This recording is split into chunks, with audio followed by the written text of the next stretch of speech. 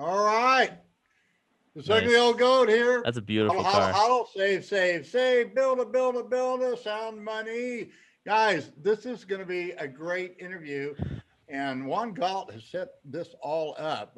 He's going to be interviewing Jeremy Rand, who is the developer of Namecoin, and which is uh, originally developed. My understanding is Satoshi actually helped develop this altcoin, and it was for privacy concerns. I just want everybody to know I have no name coin. I did have some once, Security, but yeah. but it was all seized from Cripsy when somewhere in China with Fat Albert or Big Ben, whoever that guy was, that took all of our shit coins. But anyway, Juan, thanks for putting this together. I'm looking forward to this. And guys, if you saw our little beginning video, that's what we're doing down here. That's part of Bitcoin too.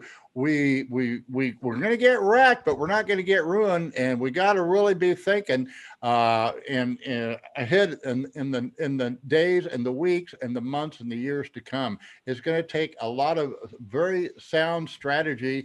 And this particular video is going to be outlining basically censorship and security. So we have Jeremy Rand with us because he is very security and sensitive on privacy.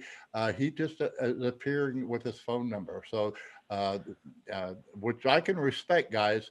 Juan and I have our faces out there, but you know what? If you're into Bitcoin, there's no reason to put yourself out there unless you have to. You know, if we get in trouble, Juan and I are going to depend on you watching our backs because we got our face in front. You guys got to back us up, whatever happens to us in the future. All right. Well, and Juan, Jeremy's a public. And Jeremy's a public person too. Thank you, Ugly. And sorry, there's a little bit of lag in the call, but Jeremy's a public person as well. But he's too paranoid to use Zoom, and I can also respect that because Zoom has its issues. So, Jeremy, how are you doing? It's great to have you. Thanks for coming on. Yeah, great to be here. Thanks. Excellent. So, yeah, the reason that I'm really interested in Namecoin, and I do hold some Namecoin, but don't worry, guys. If this video pumps Namecoin to the moon, I will not be rich. It will have to go up a lot. I only have a little bit of it. I've had a little bit of it for a long time because I've always found Namecoin to be unique. And some of the things about Namecoin that are interesting is that it's a way of doing domain name systems that is in a trustless distributed way, and Jeremy's going to tell us more about that. It's also a very unique coin because Satoshi Nakamoto actually had a role in the creation of Namecoin years ago. I believe it's actually the first altcoin. It's not like people think that Litecoin is the first altcoin. I'm pretty sure Namecoin was the first altcoin. And Satoshi said that it was better that Namecoin had its own fate because people wanted to do DNS on top of Bitcoin. And Satoshi was like, whoa, no. Separate concerns. Let the chain have its own fate. That was like pretty much paraphrasing and quoting Satoshi there. And you can go back, look at the history. All that stuff is archived. And so Namecoin was born out of that, and Satoshi actually attached it to the proof of work of Bitcoin. And so, as far as I'm aware, Namecoin has really high proof of work security, which is something that you can't say for any other cryptocurrency project out there. So, Jeremy, is that a decent introduction? How would you tell that story? Yeah, that's a good introduction. So basically, Namecoin sort of originated as a couple of different development threads sort of in parallel, which ended up merging.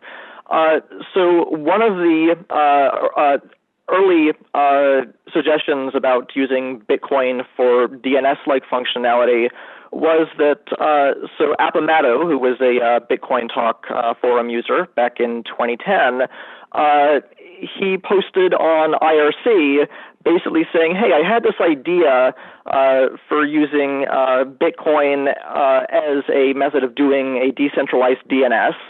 And he actually proposed basically generalizing the Bitcoin blockchain so that you could have Bitcoin, BitDNS, and maybe other applications all on the same blockchain. So this design sort of resembles what Ethereum looks like now.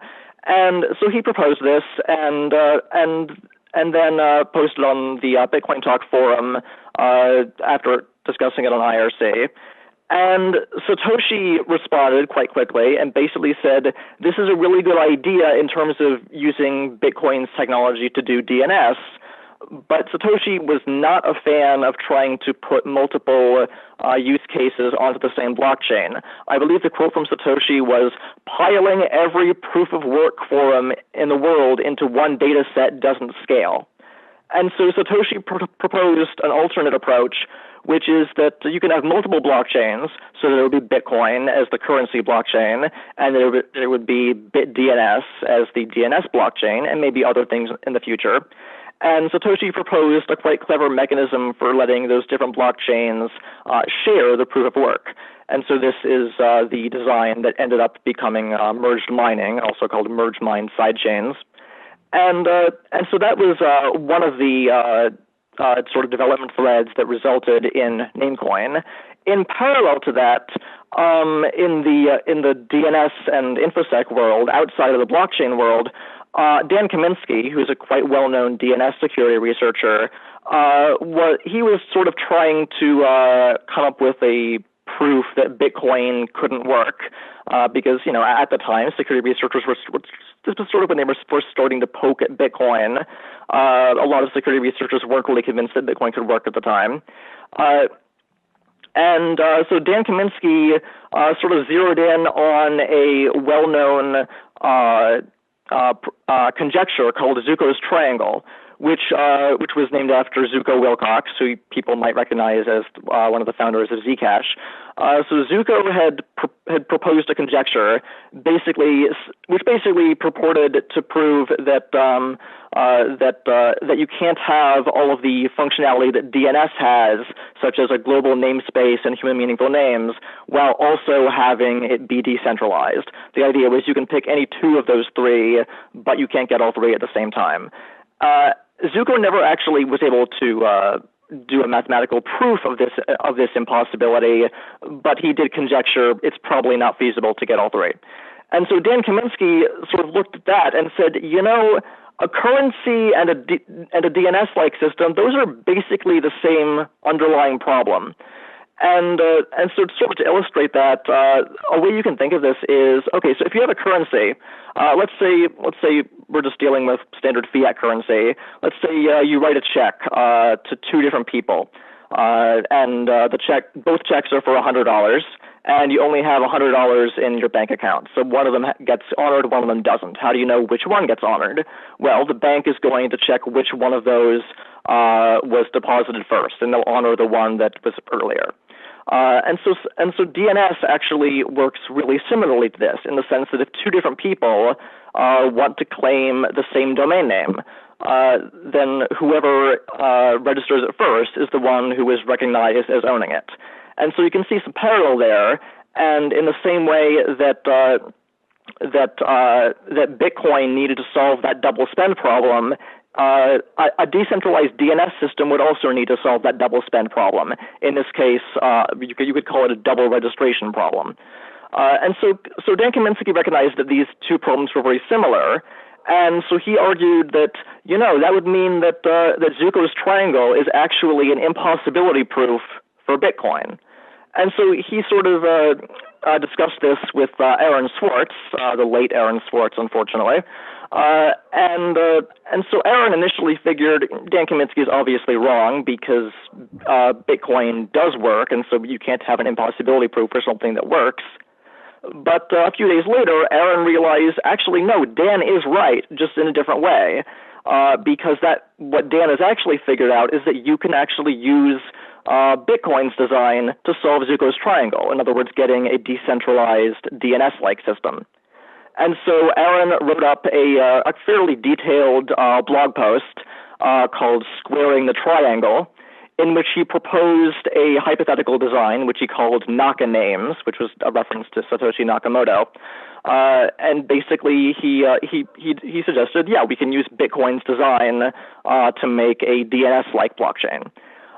So the design that Ammous proposed and the design that Aaron Swartz proposed, as far as I'm aware, neither of them actually knew about each other's work at the time. But a few months later, this was actually implemented as Namecoin, which was founded by Vincent Durham. Vince is a pseudonymous founder, just like Satoshi, and also just like Satoshi, Vince retired after some time, leaving the project in the hands of the community. And so so there are a lot of interesting parallels between Bitcoin and Namecoin. For one thing, they both had a Satoshi had a hand in both of them. They also, of course, they both have a pseudonymous founder who retired after some time, leaving it in the hands of the community.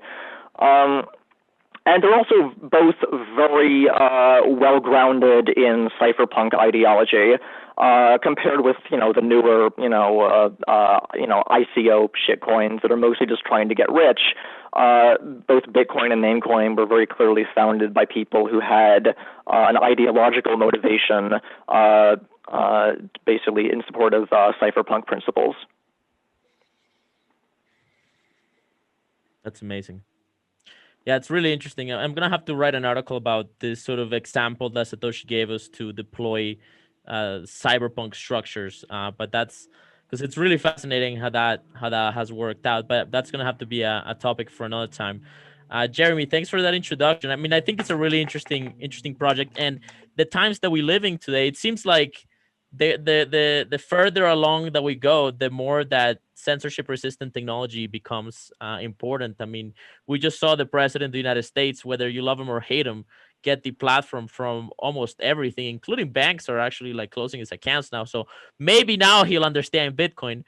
But I mean, how do you what is this doing for Namecoin? What is this doing for you as a lead developer of Namecoin? And what's happening with Namecoin now? Is it moving forward? Do you see a time where we're going to see the domain name system as we know it today become politicized and attacked at the level that we've seen social media be attacked? And tell us about Namecoin. Where is it at, and is it making progress towards providing us a more solid ground to stand on? Yeah. So we are definitely continuing to make progress.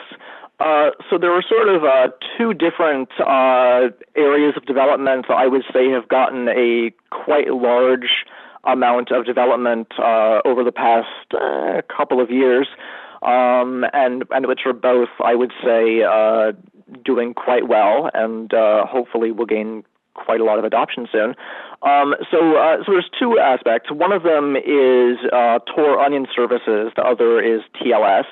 And so I'll start with Tor Onion services, and then I'll move on to TLS. So for your audience members who may not be familiar with how Tor works, so Tor is an anonymity network. It's used to do things like browsing the web anonymously. The most common use case is that it keeps the user who's accessing a website anonymous. But there is another use case as well, which is being able to host a website anonymously. And so the mechanism that's used for that is called Tor Onion services. And so if you've ever seen a URL that has a bunch of random letters and numbers followed by .onion, that's a Tor Onion service. And so onion services look a lot like Bitcoin addresses in the sense that they're basically a public key that's been encoded in base 32. Bitcoin uses base 58, but it's basically the same thing. It's a bunch of random letters and numbers. And so the big problem that Tor Onion services have right now is that because their URLs are basically just public keys, it's really hard for humans to memorize or recognize them. And so this is quite obviously a major UX issue. It makes it hard to use. It makes it users not really want to use it as much. But it's also a security issue as well. And there are two examples of this being a security issue that I can cite. So first off, so when I was doing my master's thesis a few years ago, one of the things I did as part of my master's thesis was I extracted a list of every single .onion link that was in Wikipedia. And I found something really interesting, which is that someone had replaced a link on Wikipedia that was supposed to go to the Silk Road Onion service, and they had replaced it with a link to a scam website that presumably would impersonate Silk Road but steal your Bitcoins. There's also reporting from Nick Kubrilovich that around 2014, a scammer set up a bot called Onion Cloner, and that bot would basically automatically spider as many Onion services as it could find, and it would automatically set up imposter clones of those Onion services. And the goal was to intercept passwords and intercept Bitcoin transactions. And so this kind of security issue that's also a UX issue is quite a big deal. It's a major reason why Onion services don't get as much adoption as they really should. And so Namecoin can provide a solution to this, because a Namecoin domain name, it doesn't have to just point to an IP address. You can point a Namecoin domain name to a Tor Onion service. And so that basically gets you the human meaningful name that a Namecoin name has, but it still gets routed to an Onion service.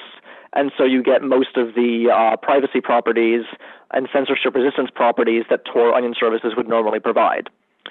And so this kind of use case for Namecoin, using it as a naming layer for Onion services, it's been around. It's sort of being talked about for quite a long time. If I recall correctly, this was first recognized as a major use case for Namecoin back within a year of Namecoin being released. And so there were lots of experiments trying to implement that kind of thing. But nothing really happened in terms of major adoption until fairly recently, when I sort of accidentally ran into a Tor developer on Twitter, and so he was talking about the possibility of using Namecoin with Onion services.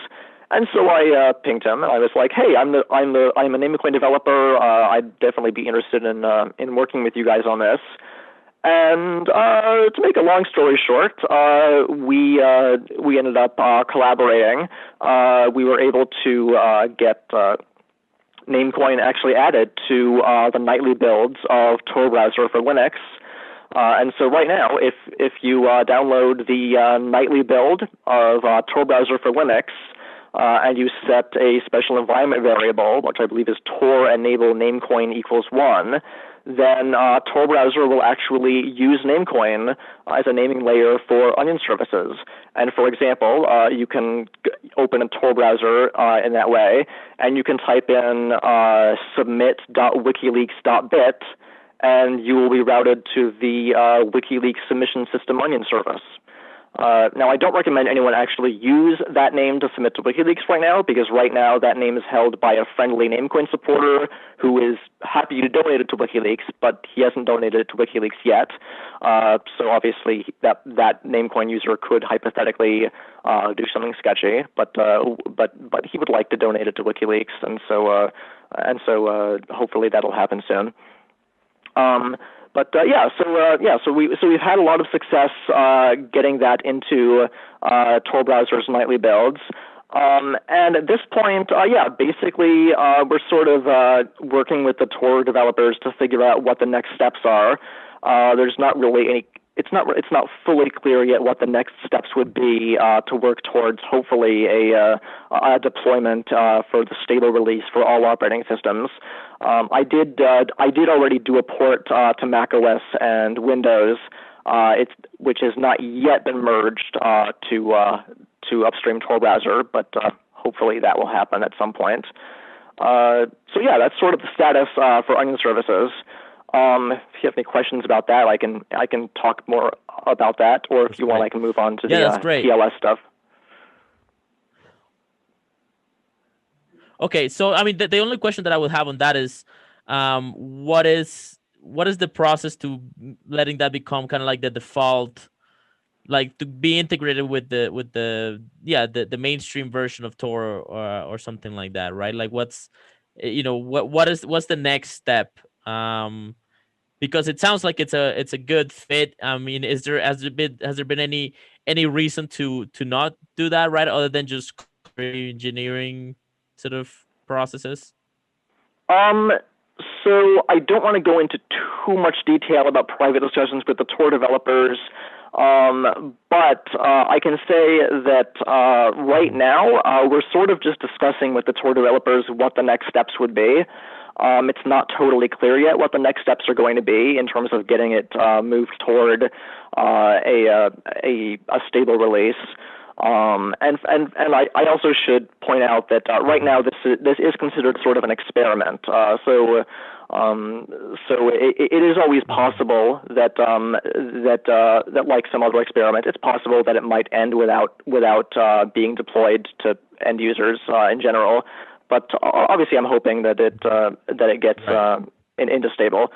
But basically, we're just sort of discussing with the Tor developers what the next steps are. A lot of the Tor developers just got back in the past week or so from the December holidays, and so it's not totally clear yet what the next steps are. But we are working quite hard to get things moved forward. Right. That's great. Well, I think it's really great, and I've known about this pilot project for a few months now, and I've been wanting to get you on to kind of talk about it. So that's appreciate you giving us the introduction. This conversation, I don't want to get too technical, because our audience is not really it isn't the best environment for that. But I just wanted to kind of give people a sense of Namecoin, and one of the issues that I have with Namecoin is that I've not been able to figure out how to actually use it. I've downloaded a full node, saved it, and loaded it up and purchased a domain name. I still don't know how to actually get my browser to redirect the domain name to the IP address and so on. So I'd be curious to hear about that. I don't know if that's what the TLS project is, but I'd be curious to hear what is the easiest way to actually use Namecoin, and is there any things? Yeah. Okay. Yeah. So So right now, probably the easiest way for end users to access Namecoin domain names is a tool called ncdns, which of course stands for Namecoin DNS. Basically, if you go to namecoin.org, click on the downloads link, and then at the bottom there's a link that says beta downloads. This is technically classified as beta, but honestly, it's what we're recommending people use at this point because it actually works quite well. So basically, you download ncdns. If you're on Windows, it comes with a very nice Windows installer that automates pretty much everything.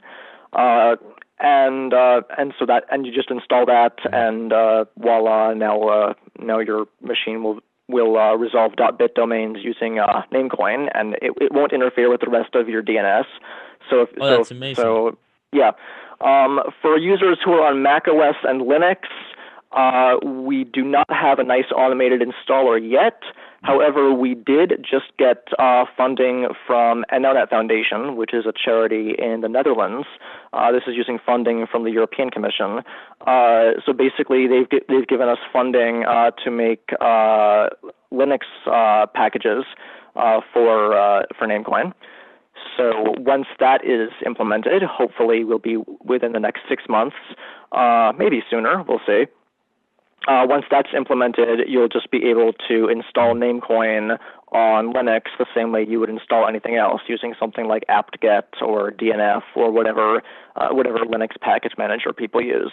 macOS support is going to come a little bit later. That's very cool. Part of that is just because most of the Namecoin developers don't use macOS, and so it's a little bit lower priority for us, and also it's harder because we don't have a macOS device to test on as much. But I think we will get there. Right. So so that's basically the state of installing stuff. So that basically handles integration with any application that does DNS lookups. But one of the other things that the Windows installer actually does for you automatically is it sets up Namecoin integration with TLS, and this actually might be a good segue into that topic. So for audience members who aren't familiar with what TLS is, it's basically the security protocol behind HTTPS websites. So when you see an HTTPS URL, that means that you're using TLS behind the scenes. And so TLS is, I guess, normally thought of as a privacy feature. It can also, however, be a censorship threat, and I'll get into this in a moment. But basically, the big problem with TLS as it's used without Namecoin is that it relies on trusted third parties called certificate authorities, or CAs, and they issue certificates for websites. These basically are used for a website to prove that it really is who it says it is. So, for example, if you visit, I don't know, Google.com, you want to see a certificate that actually confirms the server you're talking to really is Google and isn't someone who's trying to, intercept your connection to Google. And so the problem here is there's over 1,000 certificate authorities out there, and if any of those issues a fraudulent certificate, maybe because they were compromised, maybe they got tricked, whatever, then that can be used to intercept encrypted traffic, and so that's a huge privacy concern.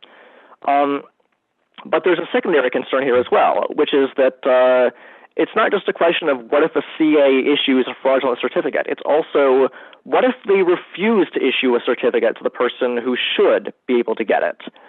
And so that can actually be used to censor websites. And there were some practical examples of this in the past few years. And this has really not been on anyone's radar that I've seen in the media talking about, and I think it should be on people's radar. One case that was fairly recent was Sci-Hub, which of course is the website that posts science papers. Wow. Their certificate was actually revoked by a certificate authority due to a U.S. court order saying, "Hey, you can't provide a service to this website anymore." Wow. And so that's highly concerning that a U.S. court can just order that a website be removed from the internet effectively by ordering certificate authorities to terminate their certificate. There's another example, which is a little bit more political in nature, where basically, so there's a media outlet called USA Really. They're a quite small media outlet. Most people probably never heard of them. They're not really even a very good media outlet. Probably it's justified that no one's heard of them. But they're allegedly funded by a Russian businessman. And they were hit with OFAC sanctions from the U.S. Treasury Department fairly recently. This was basically as part of the Russiagate hysteria in the U.S. If you actually look at the Treasury Department press release announcing the sanctions, it's kind of insane. It basically says that the OFAC sanctions are in retaliation for the website, quote, posting content focused on divisive political issues and attempting to hold a political rally. So that's the kind of stuff that gets people hit with OFAC sanctions. And so what happened after those OFAC sanctions were imposed was that Let's Encrypt, which is a certificate authority in the U.S., they revoked the certificate for USA Really on the grounds that their lawyers told them we can't issue certificates to anyone who's under OFAC sanctions.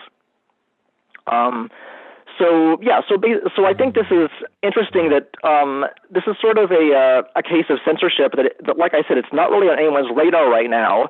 No one is paying attention. And I think that's actually one of the most dangerous forms of censorship, because if no one is paying attention, there's not going to be very much pressure imposed by the public against that censorship.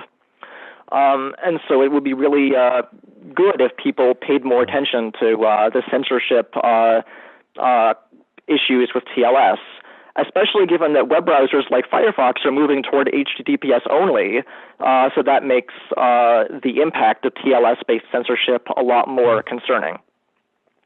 Anyway, so Namecoin can basically... Wow, that's fascinating. So Namecoin can basically offer a solution to both the privacy concerns about the centralized nature of TLS as well as the censorship concerns. Because basically the way Namecoin works is that in addition to just listing an IP address or an onion service, a Namecoin domain name can also basically identify a TLS certificate that the owner of the domain name created themselves. And so this basically allows a you can think of it sort of as a decentralized certificate authority, almost.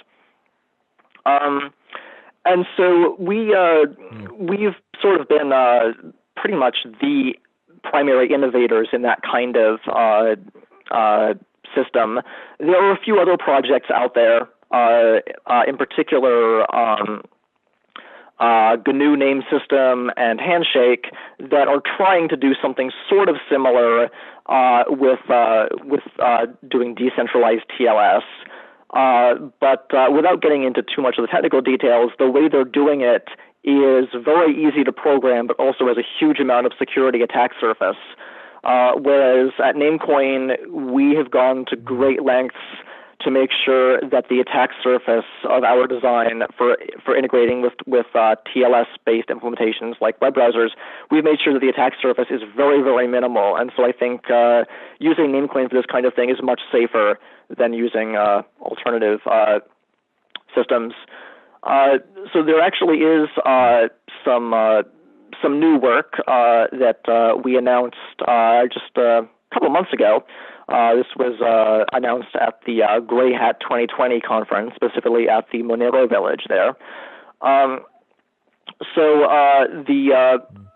in our quest to reduce attack surface and make this as secure as possible, so there's a feature in TLS which is called name constraints, and the idea on a conceptual level is that a certificate authority can voluntarily basically blacklist themselves from issuing certificates for certain top-level domains. And this is supposed to be sort of a security feature where, for example, Let's Encrypt voluntarily blacklisted themselves from issuing certificates for the .mil TLD, which is run by the U.S. military, and that way they wouldn't have to worry about, oh, if Let's Encrypt gets compromised, then the U.S. military could get owned.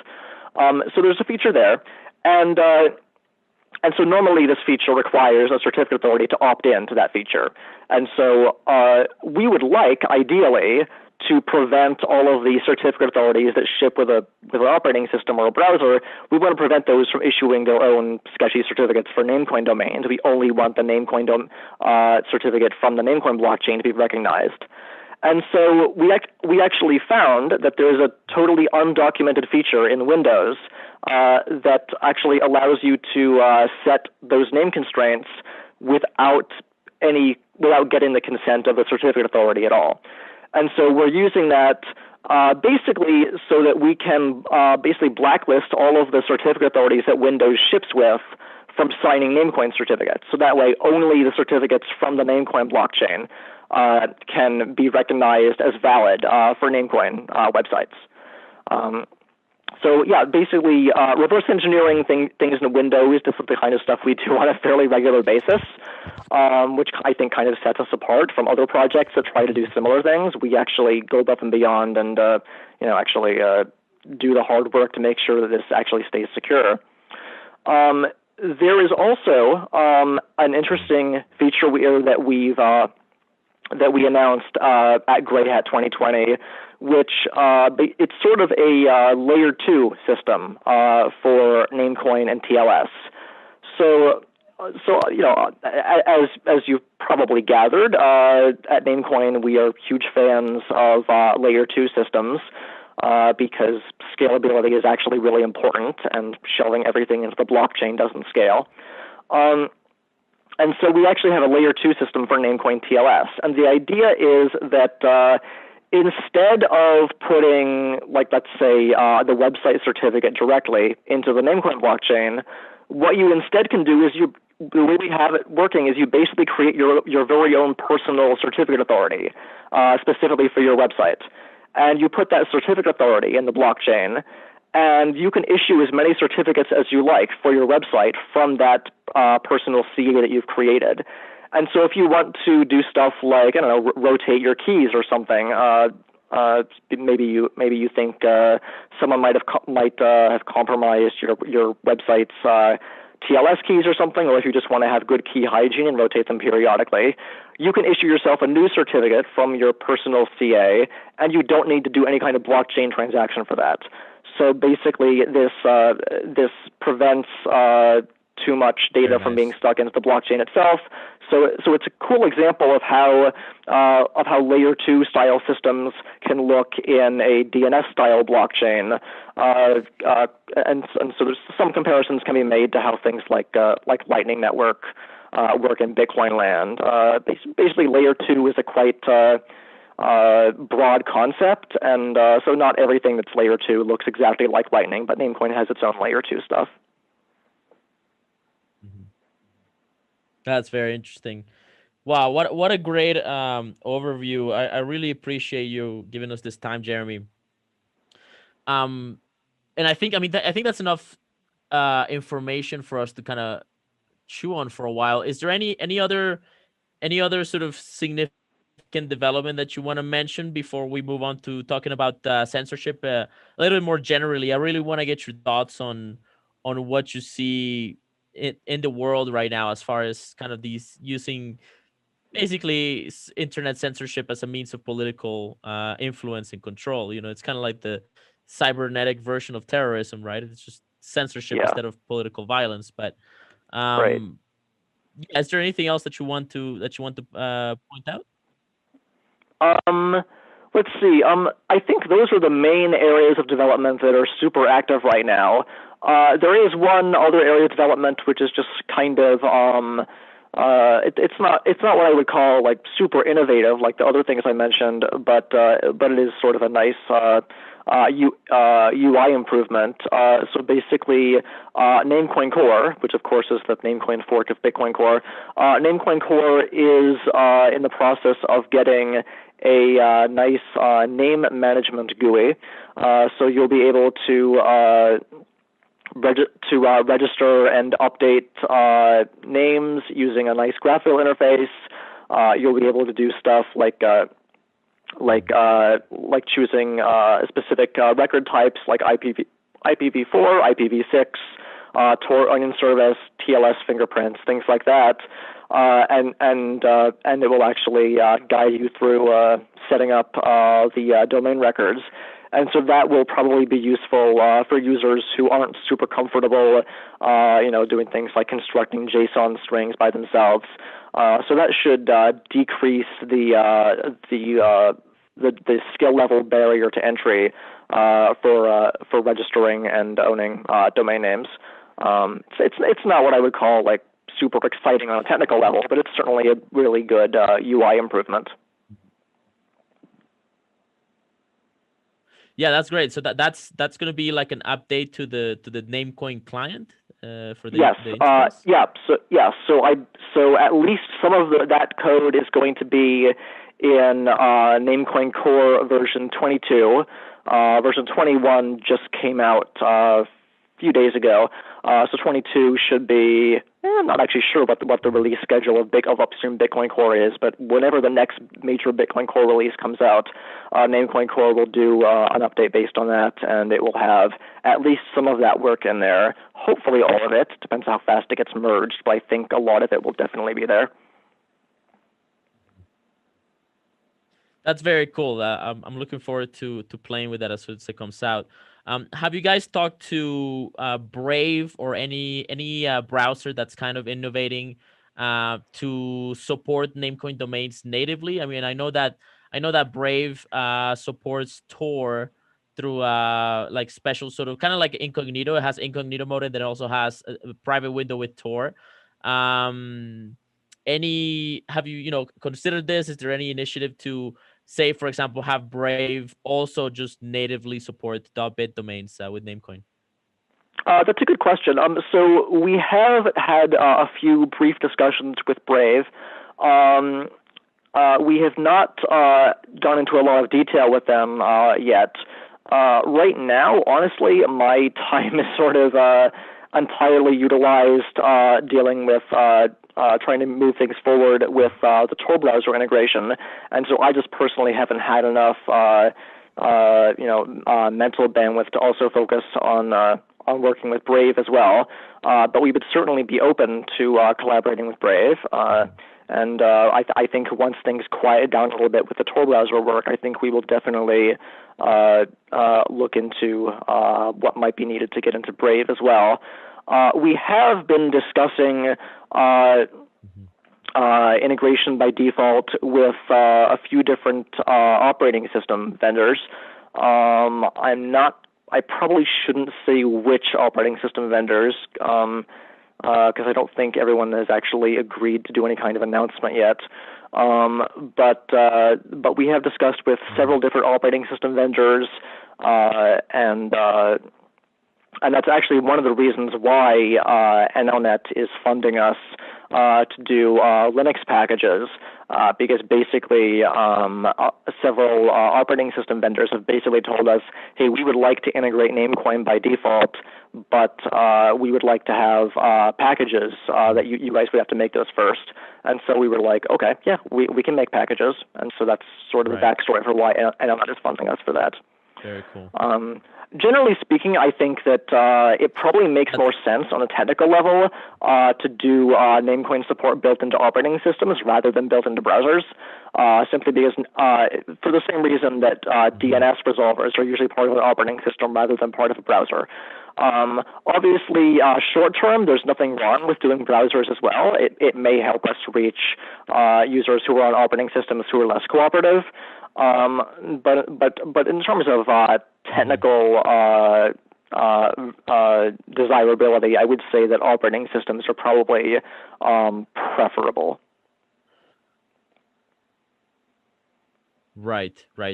Yeah, I mean, it would be fantastic if Mac and Windows integrated that into like their default updates. And I have no idea. I would assume that is not as politically palatable to them as, especially right now, as it would be for a competing browser to find some way to, either integrate some extension or something like that. But I mean, that brings us to the kind of the bigger topic, which I definitely want to pick your brain about. I mean, what do you make, regardless of the politics of the situation, what does it tell you that the sitting president of the United States can get deplatformed from the internet? What is that, like, as a security researcher in Namecoin and as a lead developer, what does that tell you about where we're at and where we're going as far as internet, just freedom of speech online and internet security and so on? What do you see coming?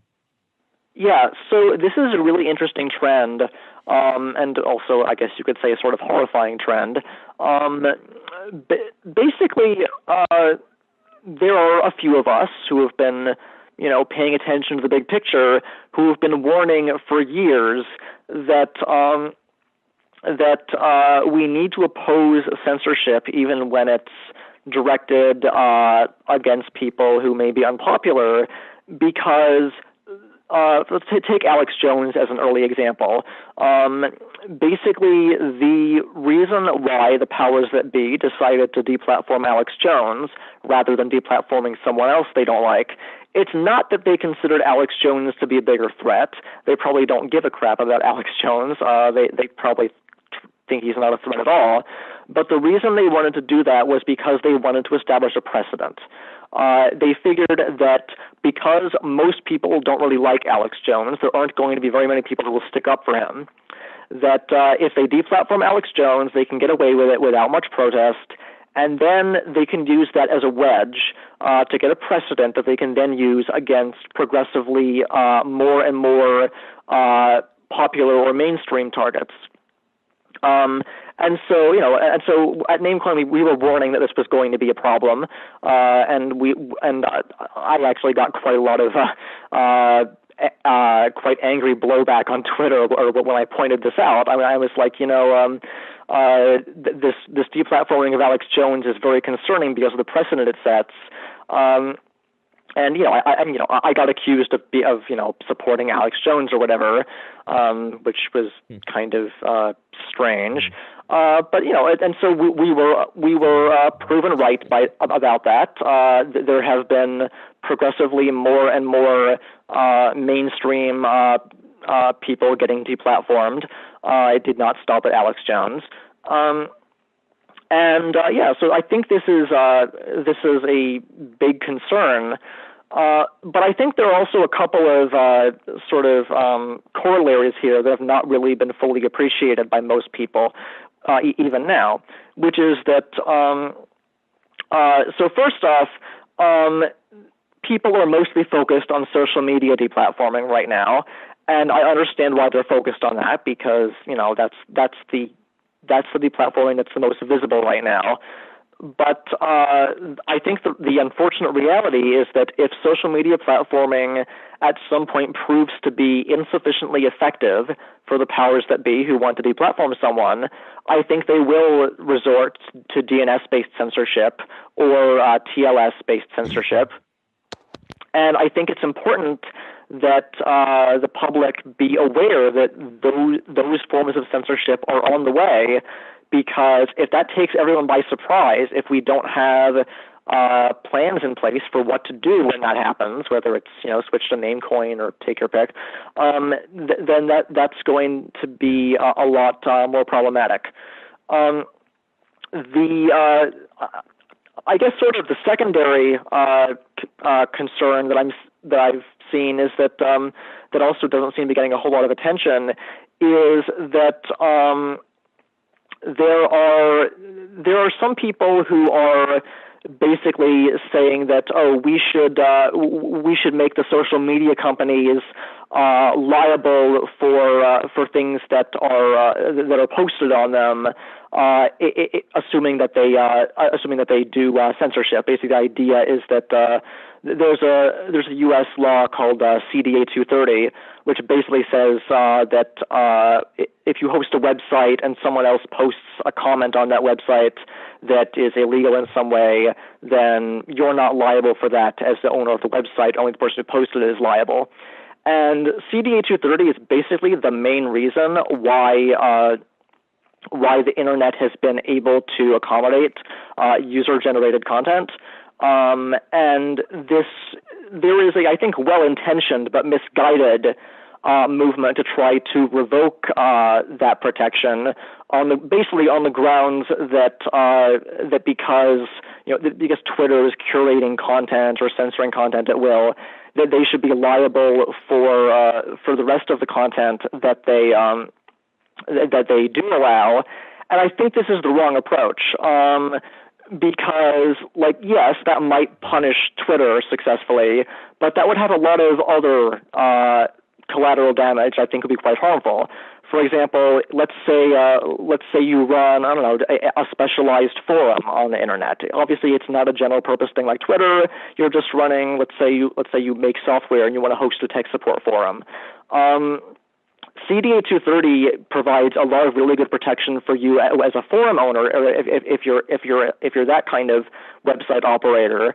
And revoking CDA 230 would basically mean that as a website owner, if you have any kind of user-generated content, whether it's a blog that has comments or a forum for tech support or take your pick, that basically you would be liable for anything that your users might be doing that gets posted on your site.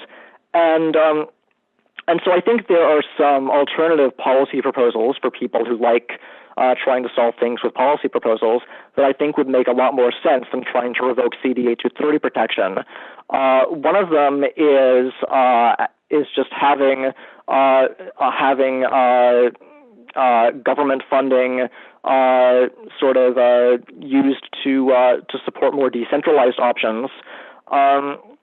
And I know this may sound surprising because a lot of people would figure, well, governments will never fund decentralization. That's actually not entirely true. Namecoin was funded by the Dutch government for quite a while.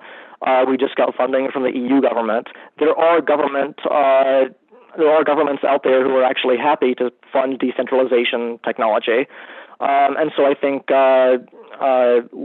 leveraging government funding for supporting decentralization tech actually can be a useful tactic. It shouldn't be the only tactic. Obviously, decentralizing things via code is the right approach, but lobbying governments to actually facilitate that via funding can actually be quite useful.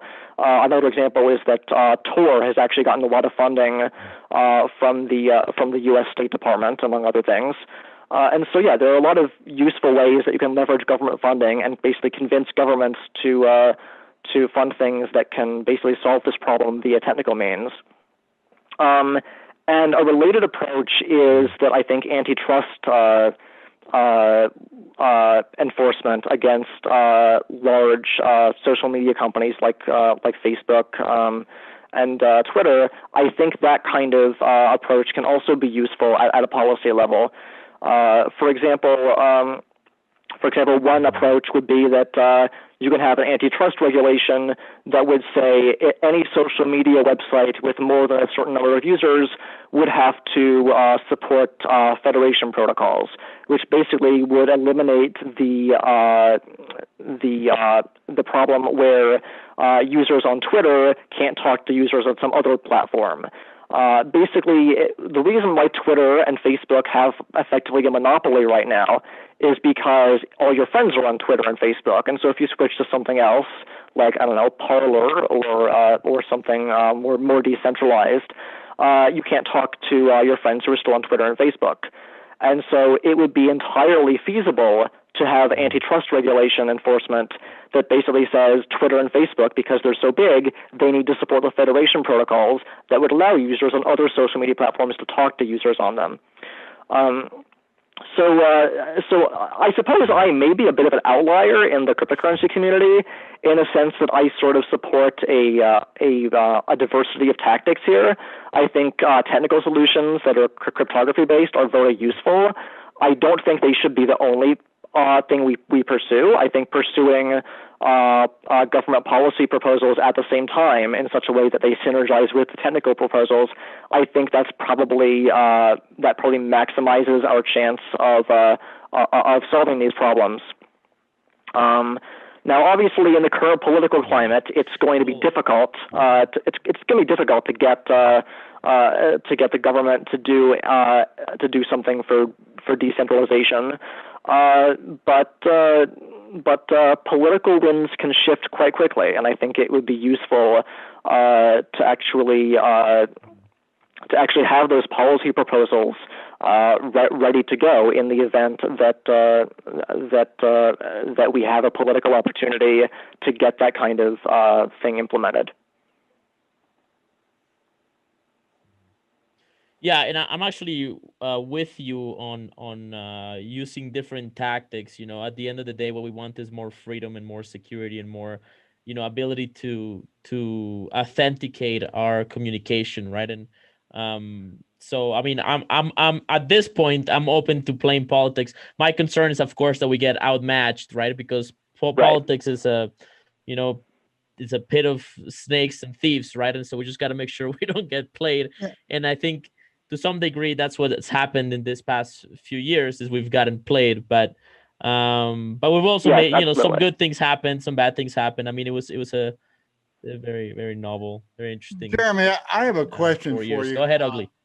Yeah, I don't know if you follow what I've been writing or not, but I've been following the Department of Justice, CFTC and Department of Justice actions against BitMEX and Samuel Reed and Arthur Hayes and the four principals involved. And I find it very scary, and I find it very disappointing that the community really hasn't, I consider it a property threat in the same line as Julian Assange and Snowden when it comes to state secrets and when it comes to surveillance. And I might be wrong in this because I mean, obviously you're very well versed in this, but my view is if the Department of Justice could shut down BitMEX, they already would have.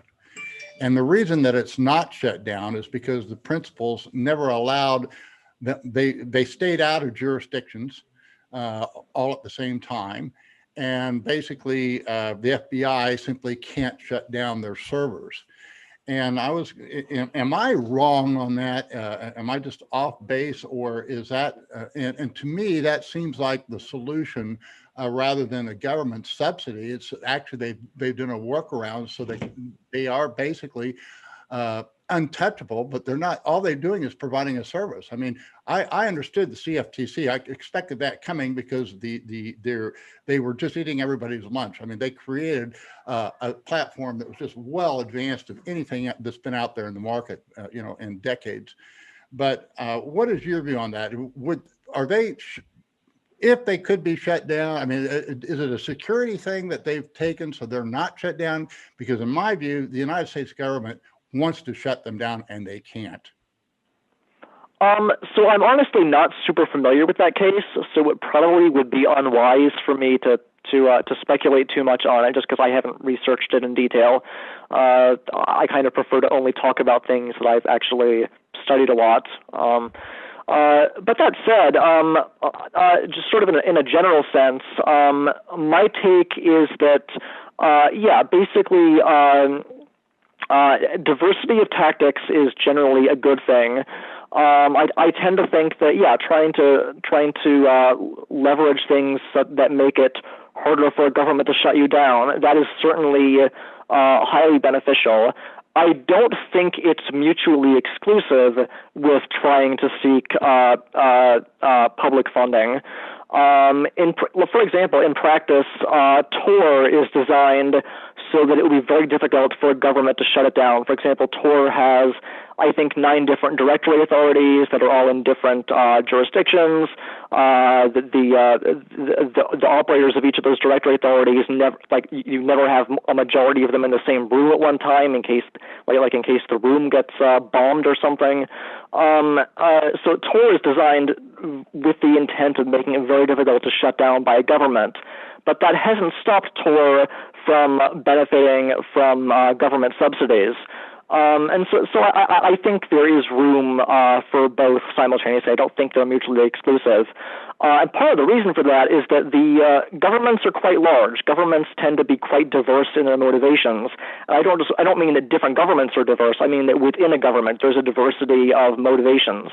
And so, Tor is able to justify funding from the State Department by saying, well, we're going to, improve freedom of speech in China.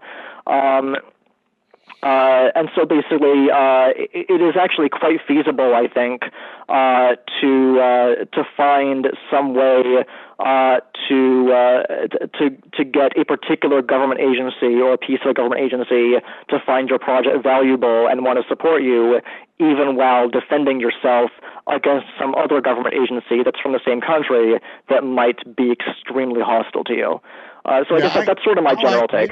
Yeah, I appreciate that. Let me kind of outline my view on this, because I think it is, for example, KYC. I'm a businessman, and KYC, if you're in business, you have to know your customers.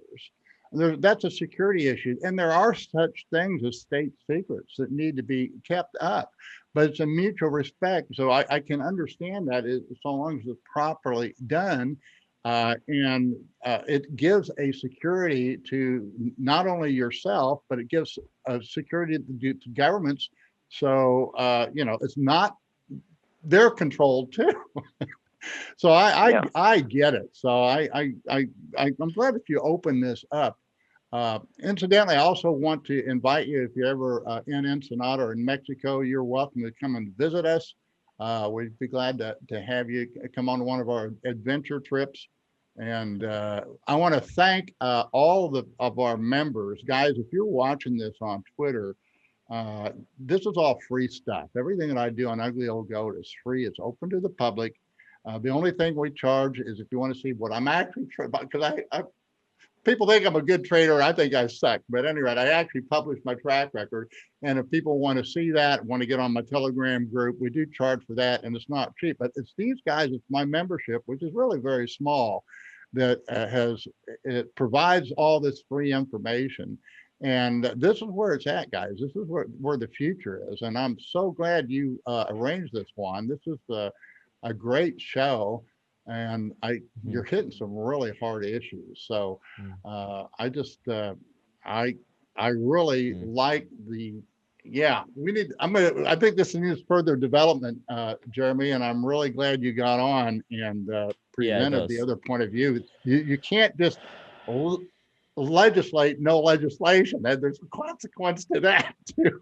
So we can solve these problems, guys. We really can. And Jeremy is at a level that I have a difficult time comprehending most of this stuff, and maybe you do too. But that's why we all have our own little niches, and that's how a market works. And it's Adam Smith's invisible hand at work, guys, and it all fits together. So I just think this is a great show, and I want to encourage both Yeah. of you guys to keep going where you're going. And that's where I'm at. We'll just see what 2021 brings. Thank you, Ugly. Yeah. Yeah, and I appreciate Jeremy coming on. I think that was a really excellent discussion. And I mean, I think from a big picture perspective, I think this is something that people that are actually genuinely serious about censorship resistance and freedom of speech, they really need to pay attention to Namecoin, because I think you're right. This is going to be the next level. I don't think they will be satisfied with social media censorship. In fact, I think the backlash to social media censorship is coming.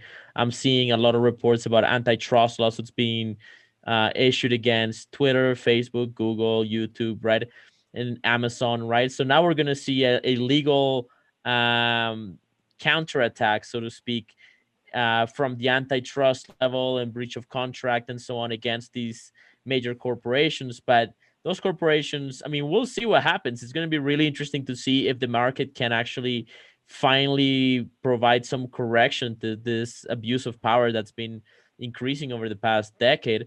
And we'll see what happens then. But if they manage to stave off this counterattack, then yeah, I think you're right. I think they're probably gonna take it to the next level, and I really hope that Namecoin can be ready to handle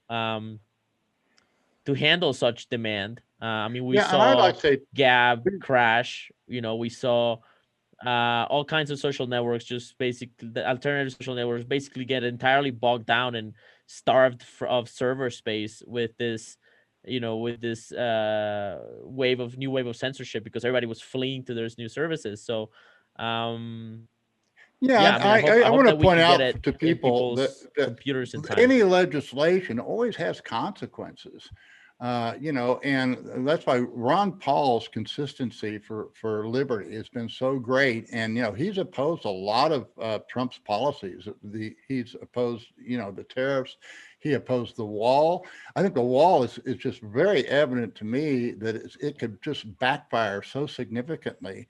As I crossed the border last night, I tweeted out, they now have the kiosks are built where you're going to have to go through a checkpoint to leave the United States. It's just a matter of time. It's already there. And so it's not going to be a matter of will the wall keep, illegal immigrants out, but is it really in the end going to keep U.S. citizens from fleeing when that might be the wise and prudent thing to do? That there might need to be a time to retreat. So anyway, I love this discussion on public policy because it's a touchy one, and we have to be real careful where we go on this. Yeah, definitely. Mm-hmm. Yeah, that's really interesting. And you guys basically. All right. Well, I mean that's all I have. I don't want us BitMEX is an example for me. I mean, they're beating the system. It looks like, and I got to support these guys. I just hope that the whole Bitcoin community gets behind them because they don't need our money. They're not like Assange and they're not like Snowden. They don't need your Bitcoin. They just need your moral support. Yeah, BitMEX is an excellent service. I agree that I wish Bitcoiners understood how good of a service it is, but there's a lot of thought out there that needs to be sorted through. Anyway, that's all that I have for you, Jeremy. I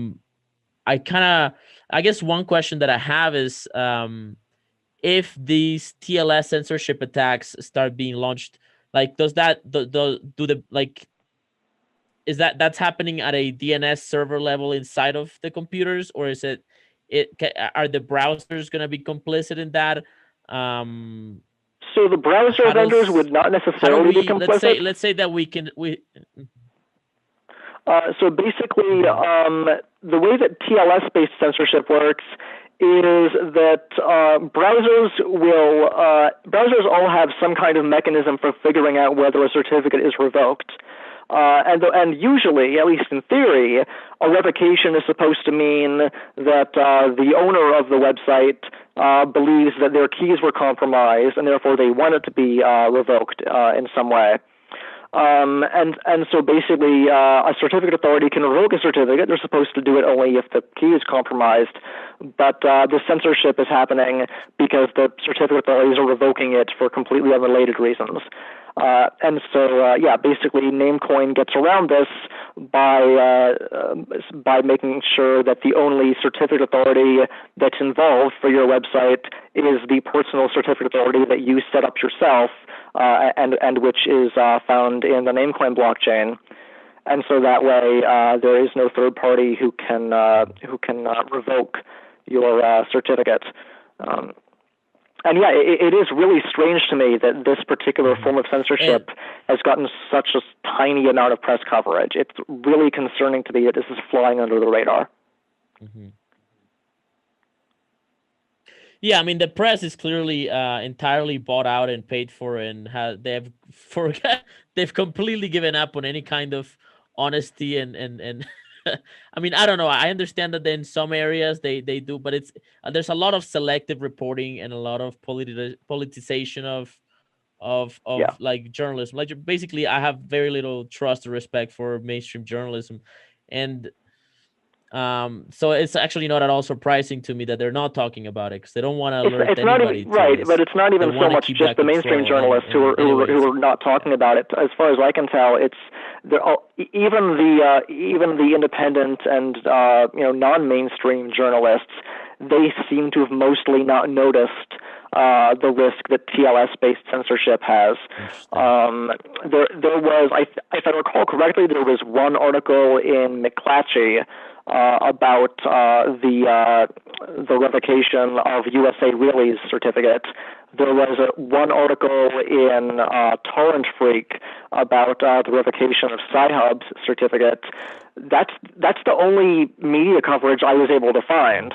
And so like even the independent journalists are not noticing this, and that's what concerns me a lot more. Because obviously the mainstream journalists, they're not going to cover this because they don't care.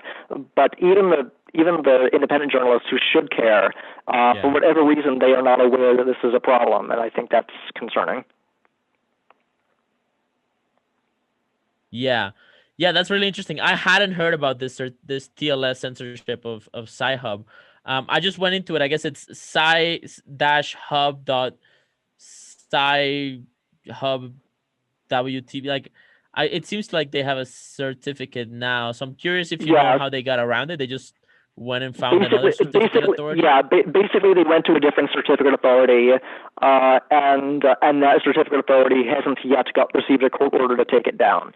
So the certificate authority that revoked their certificate was Komodo. I believe they later switched to Let's Encrypt, and Let's Encrypt hasn't yet gotten a court order to take it down. But as we saw from the fact that Let's Encrypt censored USA Really, I'm pretty sure that if Let's Encrypt gets a court order just like what Komodo got, Let's Encrypt will revoke Sci-Hub's certificate as well. And the other thing that's of note here is, even though in theory there are well over 1,000 certificate authorities, in practice there aren't that many you can actually choose from as a user. In particular, if you want the automatic renewal functionality that Let's Encrypt invented, that's using a protocol called Acme, and there's a very, very small number of certificate authorities that actually support Acme. I may be wrong on this. My recollection is there's only 3 of them right now, and I think all 3 of them are based in the U.S. So basically, if those few Acme-based certificate authorities get a court order saying you can't issue a certificate to some particular organization, well, that's going to have a very nasty effect, just because there aren't a whole lot of alternatives that website operators will actually want to use. Jeremy, have you ever written articles about this? Well, I think what we're learning here. So there is some stuff about this on the FAQ section of Namecoin.org, basically in terms of comparing how Namecoin works compared to Let's Encrypt. Other than that, I have not written anything in depth about this, just because I tend to focus my time on writing code. I tend not to write a huge amount of stuff that's not related directly to the code I'm writing. But yeah, it's certainly something that people should write about, and perhaps I should do some of that. Yeah, I want to encourage you to do that because, you know, a lot of what you're talking about is just beyond me and beyond a lot of people. And I realize there seems to be somewhat of a disconnect between developers and users, and we have to bridge that. And it seems like you're on you're in the avant-garde, you're on the cutting edge. I just want to encourage you, if you can, you know, quote, in your spare time, write an article. I'd love to see you write and promote it, because I mean, the only way people are going to pick up on it, you have to let it be known. Yeah, that's a very good point. Yeah. Well, maybe what I'll do is I'll write an article. I'll write an article about censorship. I definitely I'm thinking about writing an article about censorship, and maybe I'll introduce some of these topics and ask you some questions. I can just interview you, Jeremy, and write the article for you, because I like having your work on Namecoin and getting Namecoin out there. There's not a lot of people that can get Namecoin out there, and that's the actual solution, right? So I'm happy to help with the and you both can expect if the mainstream picks up on it, or you're not going to get any credit, but we know what you're doing here, so we need to get this story out. It's really a great story, and it just needs to be put out there in a way that, you know, if, like I say, I'm kind of the gatekeeper out there. If the ugly old goat doesn't get it, you know, then probably nobody else is getting it. So. Yeah, sounds good. There's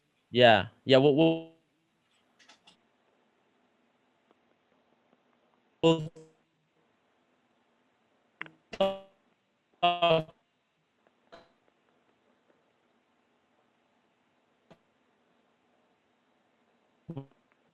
about that, Jeremy. I think just in the past few years, and the corporate establishment that sounds grandiose and it's for the good of humanity, right? Like even the HTTPS, like the white HTTPS sort of encrypted sort of web access, right? That was promoted, I mean, a few years ago. Even there, they were behind the scenes sort of keeping the chips, so to speak. Like they were, like you're saying, that they have actually, the United States has significant control over certificate authorities themselves, and the illusion of competition of certificate authorities, actually it's an illusion, right? So it seems to me like now, like every piece of narrative that comes out of big tech, especially even the open internet stuff, now they've turned it into a tool of political censorship. I mean, the veil has been lifted, even if they got rid of Trump, and even if they have this power, it is now visibly just an abuse of power. I mean, in my eyes, maybe not most of people's eyes, but I mean, I'm just in awe at the whole thing.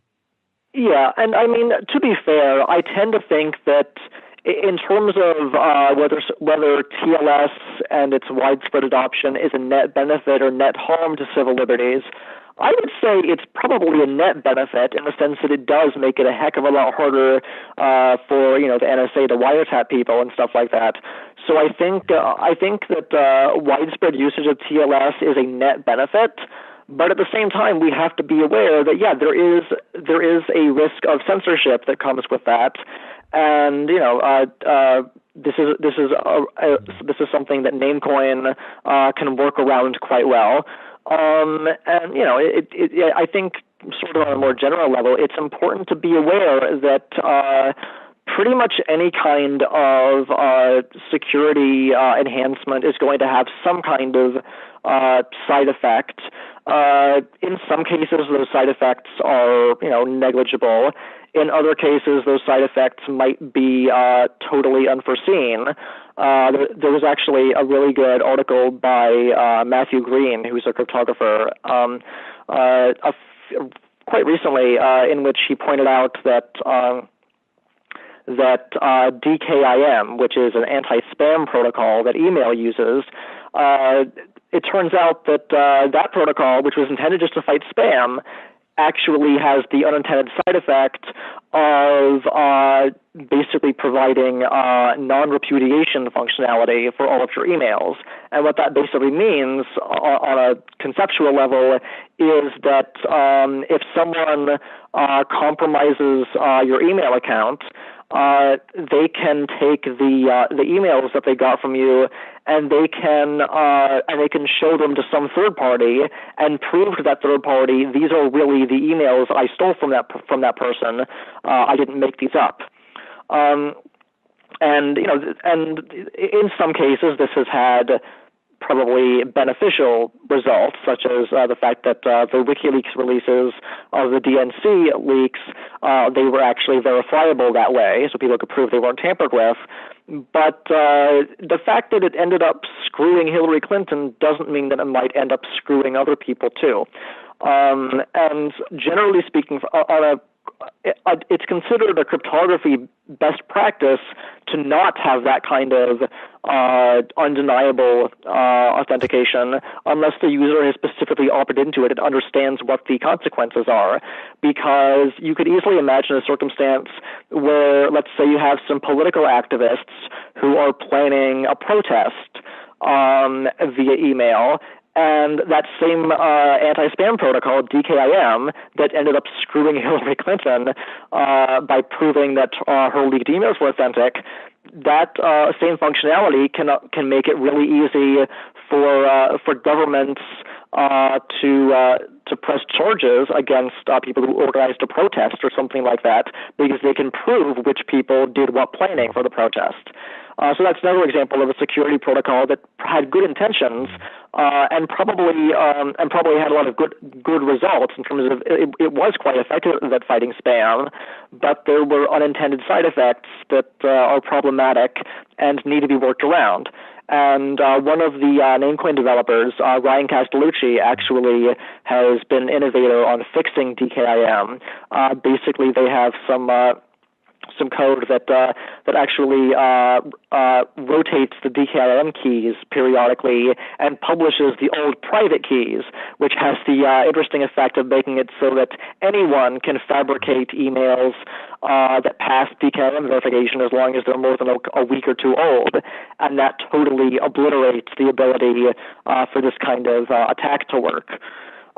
So yeah, I guess sort of to summarize, basically, yeah, security protocols can have unintended consequences. It doesn't mean necessarily that we shouldn't have those security protocols, but it does mean we need to be aware of what they're actually doing, and in the event that they do introduce some kind of unintended bad consequence, that we actually need to spend some effort looking for ways to fix those. Mm-hmm. Yeah, there's no perfect solution. There's no perfect security. There's always some trade-off that can be, that can become a problem from a different perspective. And I think that's definitely the case. Well, thank you, Jeremy. That's all I really have for you. I'm going to ask you some more questions later on. Maybe we'll write an article about this. But I think that's a great overview, and I really appreciate that insight that I was entirely unaware of this TLS censorship thing. I guess the one okay, I still have one question that I still haven't. It's still itching for me. Let's say that the TLS censorship becomes the next sort of wave of censorship. What is does the browser have anything to do with this, or like if I installed the Namecoin DNS server on my computer and got a domain name, and maybe people started to adopt some sort of Namecoin service that lets them actually access, can like the browsers browsers automatically start resolving sort of this Namecoin domains and accepting the Namecoin certificate authority, or do the browser actually have to adopt a protocol here to allow this sort of new kind of DNS solution to be adopted? So in terms of making TLS with Namecoin interoperate with standard web browsers. So basically, there's a couple of different protocols that web browsers use for things like looking up certificates. One of them is called PKCS11. The other is called Authority Information Access, or AIA. Firefox uses PKCS11. Almost everything else uses AIA. And Namecoin supports PKCS11 right now. We're probably going to refactor a lot of that code fairly soon because the code is messy as heck right now. It was kind of written as a proof of concept and then kind of accidentally got loose into production because it worked surprisingly well. So we're going to rewrite that code fairly soon, but it does work now. And one of the things that we demoed for the first time at a few months ago at the Grey Hat Monero Village was interoperability with Authority Information Access. So basically, once we get that released, which will hopefully be in the foreseeable future, the code needs some cleanup. That was just demo quality code. It needs a lot of cleanup. But yeah, once that is implemented, Namecoin TLS will pretty much work with basically any web browser out of the box. The only thing you would have to do in order to make an arbitrary web browser work with Namecoin for TLS certificate validation is you would have to set your DNS settings to point to a Namecoin-based DNS server, and if you install ncdns from the Namecoin website, then ncdns will automatically do that for you when it installs. It sets up the DNS server on localhost and points your DNS settings to localhost. And the other thing you have to do is basically install a locally generated what's called a root certificate authority that the Namecoin software generates, and that basically gives and that basically allows a web browser to know that, okay, yeah, this locally generated certificate authority that's running on this machine, it knows how to verify certificates for Namecoin, and so whenever a Namecoin certificate is encountered, it basically gets validated using that locally generated certificate authority. And again, so once we have that integrated with the ncdns installer, that is not integrated yet, but once that's integrated there, it's going to do that automatically for you as well. And actually, the ncdns Windows installer right now, it does set that up for a limited set of cases. It doesn't use Authority Information Access for that. It uses a different, older design that we are deprecating because Authority Information Access is better. But so basically the way this will work is, you install it and it pretty much works out of the box for whatever browser you're in. There is a cool thing that you can do though, which is that there's actually not a hard requirement that you install Namecoin on the same machine that's running the web browser. So for example, let's say you have an iPhone. You can't install Namecoin on an iPhone because of course Apple won't let Namecoin into the App Store. But it is possible to change your DNS settings on an iPhone, and it is possible to import a root certificate authority on an iPhone. And so you could run Namecoin on, say, your desktop computer, and you can configure your iPhone to use the DNS settings and the root certificate authority from that desktop computer. And once you've done that, your iPhone will route Namecoin requests through your desktop computer, and it will just magically all work. We haven't actually released any documentation or code on doing that yet, but in terms of how Authority Information Access works, that's quite straightforward to do, and I don't foresee any problems getting that working quite well. That's very cool. That's very, very cool. That's all I have. Thank you so much, Jeremy. You're always a wealth of information. I've learned a ton, and I'm looking forward to playing with Namecoin very soon again, because I think it's a great project. You know, I'm generally a maximalist, but you know what? There's every once in a while, man, there's something that really does it, and I think Namecoin is is standing on very solid ground that no other altcoin can even, try to encroach on. So, Namecoin is a very, very unique, very special technology that we have. It's not easy to be merge mined. As far as I know, it's basically impossible to get merge mined as another blockchain now. So Namecoin is actually a kind of another relic left by Satoshi that it would be a great waste to not take advantage of it. Heck yeah! Thanks for having me.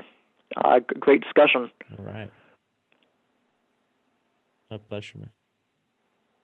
Oh, Ugly's muted. Ugly, you're muted. I don't know how that happened. Yeah, he's not even okay. Ugly, you're muted. Hey, sorry about that. I'm gonna have to get one of the guys here to unmute him. Anyway, thanks for coming on. I think we'll just probably, I don't know if they're gonna figure it out. They might never figure out that he's muted. All right. Thanks, Jeremy. Thanks for coming on. Anytime, yeah. You too. Cheers. Sounds good. Cheers. All right. Well, thanks everybody for watching. I'm gonna see if I can get our nerd on the line over here to help Ugly unmute himself.